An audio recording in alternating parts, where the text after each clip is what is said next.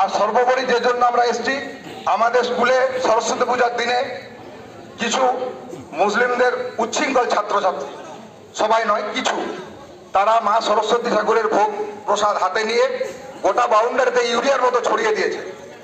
আমাদের বক্তব্য, কারো মা সরস্বতীকে না মানতে পারে, কারো ভালো না লাগতে পারে, তার প্রসাদ নেবার দরকার নেই, কিন্তু সে অন্য ধর্মের মানুষকে অপমান করার অধিকার তার নেই। আমি আমার ধর্ম নিয়ে থাকবো, তুমি তোমার ধর্ম নিয়ে থাকো, তোমার ধর্ম তোমার কাছে সেরা, আমার ধর্ম আমার কাছে সেরা। অতএব ওইটার ব্যবস্থা মাস্টাররা কি দিয়েছে সেটা আমাদেরকে জানতে হবে।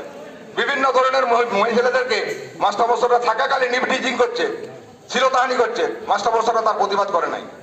আপনাদেরকে অনুরোধ করবো, কারো দয়ায় আপনারা চাকরিটা পাননি, আপনারা যথেষ্ট লেখাপড়া শিখে আপনারা শিক্ষকতা অর্জন করেছেন, আপনাদের মেরুদণ্ডটা আমরা সোজা হিসেবে দেখতে চাই। আপনারা কারো গোলামি, কারো দাবেদারি যাতে করতে না হয় তার ব্যবস্থা আপনাদেরকেই করতে হবে। এবং আপনি আলোচনা করেছেন এই ফাতুল্লাহর ঘটনাকে কেন্দ্র করে, যে প্রাইভেটারের সামনে ঘটনা ঘটেছিল তাকে টাকার পর্যন্ত প্রয়োজন মনে করেননি। আপনি সভাপতির দাবেদারি করে বসে অফিসে জ্ঞান দিয়ে গেছে সভাপতি, সেদিন আমাদের কাছে এই খবর আছে। আপনি যে কোনো রাজনীতি করতে পারেন, তাতে আমাদের কারো কোনো অসুবিধা নেই, কিন্তু স্কুলটা স্কুলের মতো চলতে দিতে হবে। একটা বিশেষ সম্প্রদায়ের জন্য আমাদের স্কুলে আজকে বিশৃঙ্খলা সৃষ্টি হচ্ছে, এটা আপনারা মাথায় রাখবেন। এটা এখনো বাংলাদেশ হয়ে যায়নি। যে টর্চার করা হয়েছে এরই প্রতিবাদে এই সভা।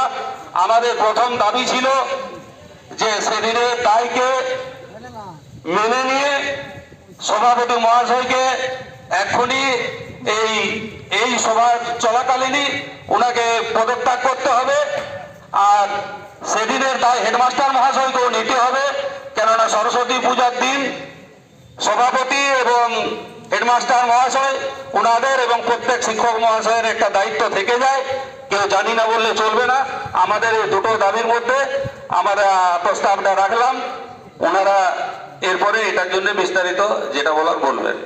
আর একটা কথা, সেই দিনে যারা তাণ্ডবটা চালিয়েছিল সেই ছেলেগুলোকে চিহ্নিত করে তারা যদি স্কুল ছাত্র হয় তাদেরকে স্কুল থেকে বহিষ্কার করতে হবে,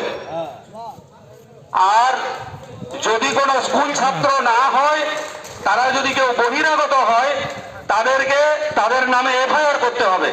এই দাবিটা আমাদের রইল।